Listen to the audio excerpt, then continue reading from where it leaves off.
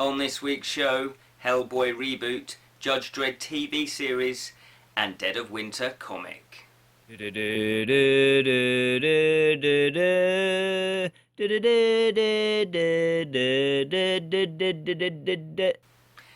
and welcome to the Fancy News Show from the Bottled Imp. My name is Ken Boyter and this is your weekly fix of fantasy goodness. Now, as you've probably noticed if you watch the Fancy News Show regularly, this isn't quite normally how we do it.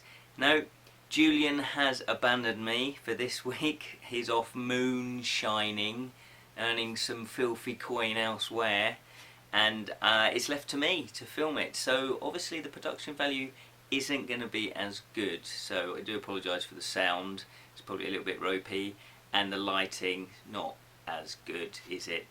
And we're going to be doing something else. I've got the images right next to me because I haven't got the editing facility to put them flashly next to. Anyway, let's crack on with the actual news. That's what we're here for. It's the content, not all the bells and whistles. So we do start with sad news, unfortunately. Catweazle actor Geoffrey Bayldon died aged 93. He was best known for playing the lead role in the TV series Catweazle and also the Crowman in Worzel Gummidge. He famously turned down the lead role Doctor Who. He turned Doctor Who down, but eventually did make an appearance on the show in 1979. He went on to star in a whole host of films and TV shows, including playing Q in the 1967 Casino Royale, which was loosely based on an Ian Fleming first James Bond book. So in 1967 it was actually a spoof, it wasn't part of the canon. But it was in his roles as in Catweazle, which ran for 2 years from the 70s, and Worzel Gummidge, which ran from 1979 to 1981, that he was most famous for. For those of you that don't know, Catweazle was about an eccentric 11th century wizard who had been thrown forward in time to 1969. Now, I'm actually tempted to have another watch of this because I've got really vague memories of watching it as a kid, and I don't recall too much about it, so I'm really intrigued. I do remember being mesmerised by Geoffrey's performance as Catweazle. He was a really eccentric character, and that really drew me in. So I'm actually going to, tempted to go and watch it and review it for the show. And obviously our thoughts are with his family and friends. The Hollywood Reporter have reported that Hellboy is being rebooted. Now I need to do this. Here we go. No expense spared, literally. I've just printed these out. That's how much it cost. Anyway, yes. So look, Hellboy, it's going to be rebooted. 1993 indie comic by Mike Mignola. It's about a demon raised by a professor working to fight supernatural evildoers for an organisation called the Bureau for Paranormal Research and Defence. It's to get its third feature film. But instead of it being a third instalment, so it's not going to be Hellboy 3, the movie is going to be rebooted without the original director, Guillermo del Toro, or its star Ron Perlman. Instead, The Descent and Game of Thrones director Neil Marshall is attached. In talks is Stranger Things actor David Harbour, who is pretty much set on taking the Hellboy mantle. So he is in talks. Nothing's totally confirmed yet, but it is very, very close.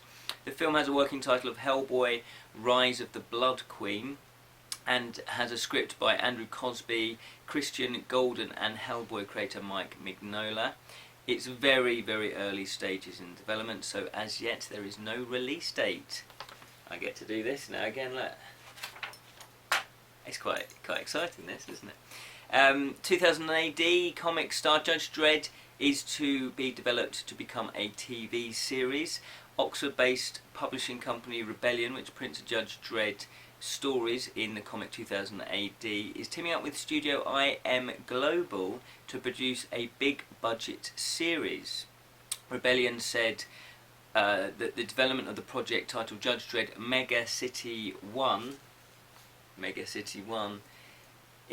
has begun, and they're going to be announcing who has been cast, etc., etc., at a later date.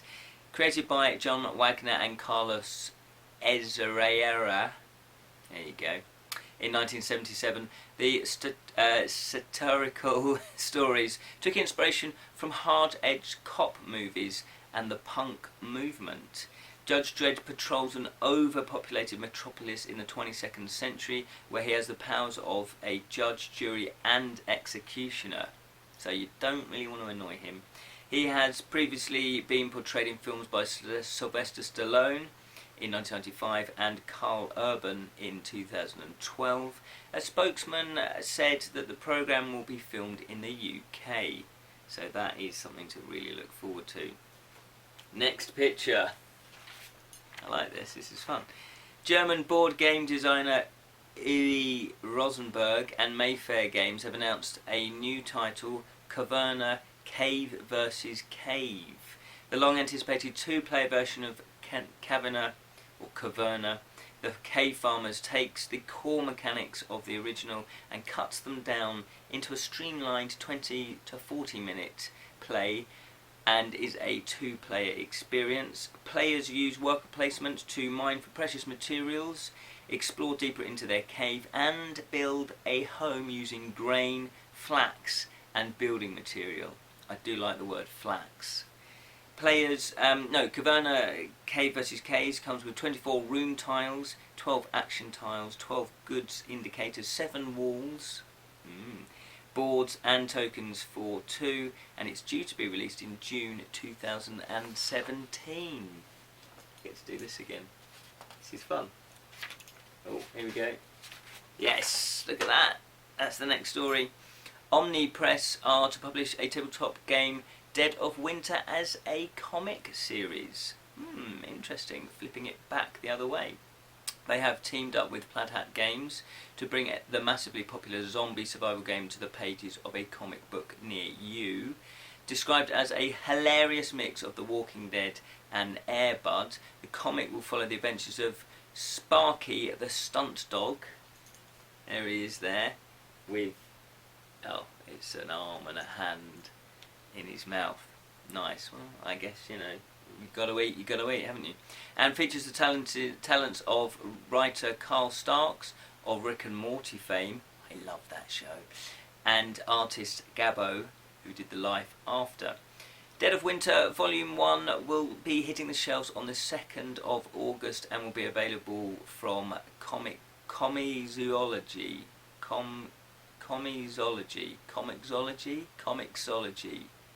I'll say that over and over again. I might say it properly. There you go. So that's very exciting. It's interesting to see that an actual board game has gone from being a board game into print rather than, say, something that's already a print actually becoming a board game. So that's quite interesting. See how they do that. The second official Blade Runner 2049 trailer has been released online.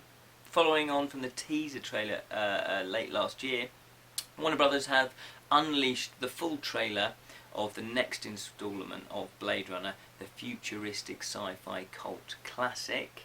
The trailer includes a first look at Jared Leto, Robin Wright and Dave Bustanier's characters, they're the actors, along with more shots of Harrison Ford, Ryan Gosling and the world, as seen through the lens of celebrated cinematographer Roger Deakins. Blade Runner 2049 takes place 30 years after the events of the first film and sees a new Blade Runner, LAPD Officer K, played by Ryan Gosling, unearth a long-buried secret that has the potential to plunge what's left of society into chaos. That sounds serious.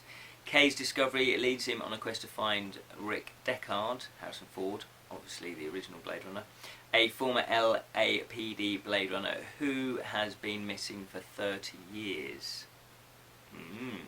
I am really, really excited about this. Blade Runner is possibly my favourite film. It has been ever since I saw it way back. I actually saw it in America and they put the director's cut on, so it didn't have the voiceover. It was a special, you know, sort of release, and so I saw it at the cinema. It was amazing. It really blew my mind. I love it. So really excited about this. I didn't really want to see the trailers because I didn't want to see anything about it, but I watched it anyway. So it's when is it? Yes, the new film will actually be hitting the cinemas on the 2nd of October this year. So not long. And you can see the full trailer obviously on YouTube or by visiting the official website, which is www.bladerunnermovie.com, and I will be putting all the links in the description. On to Kickstarter news. I love this poster, by the way. This is the, I don't know if it's going to be the end poster, but this is one poster they've designed. It's really nice. Don't know if you can see this. This is really small. Shall I hold it up? It's probably going out of print now. Anyway, out of focus, out of print. Anyway, I'll just kick on with the Kickstarter news. Yay! See what I did there? Dark Region Press is publishing 6 new Cthulhu Mythos anthologies. There are 5 new Cthulhu mythology fiction books that are on offer from the independent specialist publisher, with a 6th one has been now unlocked. That was a part of the stretch goals. It's reached that. It's unlocked the 6th book. There are lots of stories in total over the 6 anthologies, and the authors include Thomas Ligotti, Kathleen R. Kennanan, Clark Aston Smith, Michael Shee, Ramsey Campbell, plus many, many more. There are various pledge levels which allow you to select which anthology you would like, or you can have all 6. Plus you can have them in digital or print versions. Also on offer are various stretch goals and to unlock, and also obviously various add-ons as well. It has reached its target and it finishes on the 26th of June. Oh, better change this again. Let me know how you feel about this system. It's taking longer, isn't it? Anyway, Strong Female Protagonist Book 2 is the 2nd volume, as you can imagine, of the ongoing webcomic about superheroes and social justice. The webcomic is written by Brennan Lee Mulligan and drawn by Molly Ostertag, sorry for the pronunciations there, and has been updated twice weekly online since 2012. Strong Female Protagonist is a story of Alison Green, a middle-class American with super strength, invincibility and a crippling sense of social justice. I know how she feels. Book 2 sees Alison investigate a string of murders, this is where we differ, encounters a mysterious figure from her past, yeah, that's kind of happened to me, and tries to make a difference in the world. Yeah, I kind of do, sometimes, where problems are much bigger and far more complex than simply punching supervillains in the face. In 2014 they successfully kickstarted their first volumes, which was chapter 1 to 4. They raised over $60,000 from nearly 2,000 backers, so that's very impressive. And this book will be chapters 5 and 6, so it's the next instalments. The book will be 300 pages plus in length, and as you can expect there are various pledge levels and different goodies for you to pledge for. It's already smashed its target and it finishes on the 26th of May. Yeah, that's the one. And just make sure you can see it. There we go. Heroes of Land, Air and Sea is an explore, expand, exploit and exterminate tabletop game from Scott Alms, who was the designer of the Tiny Epic series. The game is for 1 to 5 players with a 6th added in a deluxe expansion. Ooh. It plays in 2 to 3 hours and features 80, yes 80, highly detailed miniatures with over 30 constructs. All the pieces are hard-wearing plastic, they're coloured and they're pre-built, meaning that all the scenery pieces are ready to go straight from the box. In the game you'll have 3 heroes, each with special abilities that will become more powerful as the game goes on. You'll have 5 warriors which will defend your capital city and conquer regions across the land, and you'll also have 12 serfs who are used to collect resources, build buildings, as well as take extra actions. Absolutely tons in the core game box, plus they've extra add-ons and various pledge levels with lots of things to tempt you with. This is a big game. They do explain, obviously, as you'd expect, how the game plays. They've got the rule books, and they do have various walkthrough videos as well. They have smashed their target, as you can expect. Literally, just put a mini. If you're doing a Kickstarter campaign, just put little minis in them. And the campaign finishes on the 5th of June. Bottled Imp news. Let's see if I've done a printout for this. Yes, I have. Hurrah! That could have been embarrassing. That could have just been a photograph of me coming out of the shower. That nobody would want to see that, would they? No, I am going to be doing another Facebook Q&A session next week. Now, it's going to be on the 23rd. That's Tuesday, the 23rd of May at 7 PM UK time, and it's going to be on the Bottled Imp page. Now, not the group, because we have got a group as well, which is the Bottled Imp Fellowship, but you can ask questions in the group. So if you're not part of the group, you can just join the group by going to Facebook, searching for the Bottled Imp Fellowship, click the join button and we'll add you in. There you'll see a post. I will put a post up, probably with that image on it, with this, which has the time and the date, where you can then pre-ask your questions, and I will guarantee to answer all of those questions. But if you don't have a question there, fear not, because on the day, as we're live broadcasting, you can also write in the in the comments your questions there if you have any, and I will do my best to answer those as well. It will roughly be about half an hour. The last one tipped into 45 minutes. It just went like that. There was lots of people in there. It was really cool. I had a good time. It looked like the people viewing had a good time. Fellow imps. So yeah, come and help us boost our numbers as well. It's always good to be part of a bigger community. So you can come and watch me there. I will be answering Q&A. Obviously it's fantasy related, but you know, if you want to know more about me, if you're that bothered, then you can ask me questions there. I might not answer it, but yeah, you can certainly ask them. On this week's Friday Fantasy Show, I'm going to be taking a look at, we'll get rid of that, and we shall put this one up. This is Exodus. It's volume 2 in the series of weird and speculative fiction, and it's a short story anthology from Exodus magazine. So that is this week's Friday Fantasy Show. Check it out, obviously, this Friday. But that's all we have time for. I know. I was enjoying it, doing this. I felt like that video, was it the Bob Dylan video, doing that? Probably not as slick. But anyway, that's all we have time for. Thank you so much for watching. Remember to subscribe to our YouTube channel, like our Facebook page. You can join the Bottled Imp Fellowship. What else? There's probably other stuff you can do. Oh yes, follow us on Twitter. We have a Twitter account as well, and we'll be posting stuff up there. We do that pretty regularly. And what else? Yes, share the word of the Bottled Imp. Spread it. Tell your friends if you think that they might like our shows. Check it out. A little bit of a secret as well, kind of. We haven't really mentioned this too much, but we are developing a new show. But I'm not going to say much more than that, because Julian, who is part of the Bottled Imp, he's the partner, he will probably kill me if I tell you much more, because we've not discussed yet how we're going to release this information. Anyway, I'm blathering on. Until next time, remember to keep it unreal, especially if you love fantasy.